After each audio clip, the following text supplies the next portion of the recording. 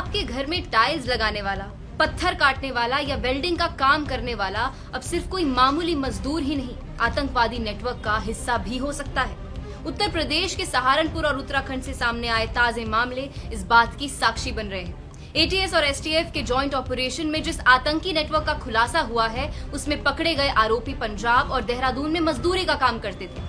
कोई वेल्डिंग करता था, कोई कंस्ट्रक्शन साइट्स पर काम करता था और इसी आम सी जिंदगी की आड़ में सोशल मीडिया के जरिए पाकिस्तान से जुड़े हैंडलर्स के संपर्क में था। यूपी एटीएस और एसटीएफ ने सहारनपुर में एक संदिग्ध स्लीपर सेल का भांडाफोड़ किया है।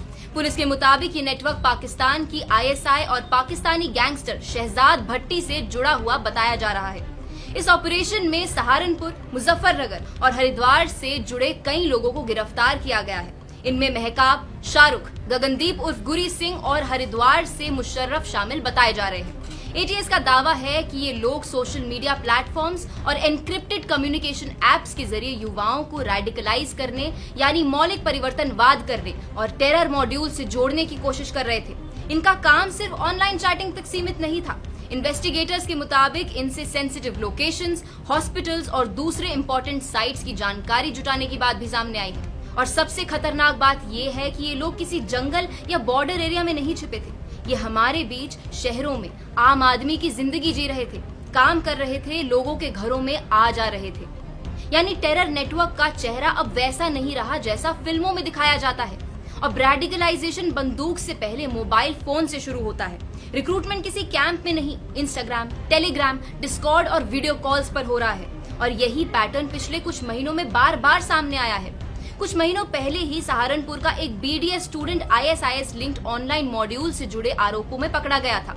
एटीएस के मुताबिक वो सोशल मीडिया के जरिए माइनर्स यानी नाबालिगों को रेडिकलाइज कर रहा था। ये सब कुछ अब सोचने पर मजबूर कर रहा है कि क्या उत्तराखंड और आसपास के इलाके आतंकियों का नया सॉफ्ट स्पॉट बनते जा रहे हैं, क्योंकि यही पैटर्न लगातार रिपीट हो रहा है। प्रधानमंत्री नरेंद्र मोदी के देहरादून दौरे से ठीक पहले प्रेमनगर से विक्रांत कश्यप नाम का युवक गिरफ्तार किया गया था। उस पर आरोप था कि वो पाकिस्तानी हैंडलर्स को सेंसिटिव लोकेशंस की फुटेज और जियोटैग्ड इंफॉर्मेशन भेज रहा था।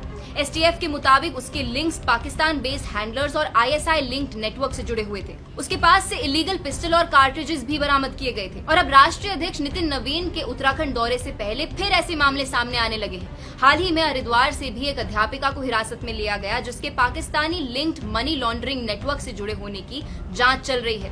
हालांकि वो मामला अभी इन्वेस्टिगेशन स्टेज पर है, लेकिन लगातार सामने आ रहे ऐसे केसेस कई सवाल खड़े कर रहे हैं।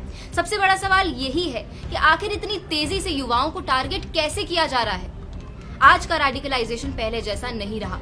अब कोई सीधे हथियार नहीं पकड़ाता। पहले फ्रेंडशिप यानी दोस्ती की जा रही है, बहलाया फुसलाया जा रहा है, फिर धीरे धीरे दोस्ती की आड़ में बच्चों और नौजवानों के दिमाग में टेररिस्ट और एंटी नेशनल आइडियोलॉजी इंजेक्ट की जा रही है। विक्टिमहुड का नैरेटिव चलाया जा रहा है और धीरे धीरे सिस्टम के खिलाफ जहर भरा जा रहा है।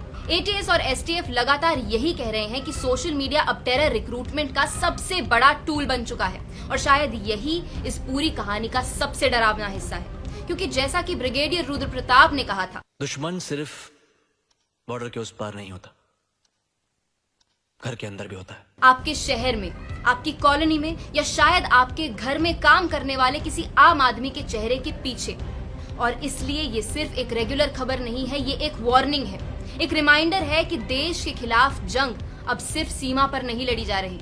और इसलिए ये सिर्फ एक रेगुलर खबर नहीं है, ये वार्निंग है, एक रिमाइंडर कि देश के खिलाफ जंग अब सिर्फ सीमा पर नहीं लड़ी जा रही। इसलिए सतर्क रहें, नए लोगों से मिले तो आंखें बंद कर कर उन पर भरोसा न करें, अपना और अपनों का ध्यान रखें। मैं मनन, आप देख रहे हैं तीतर।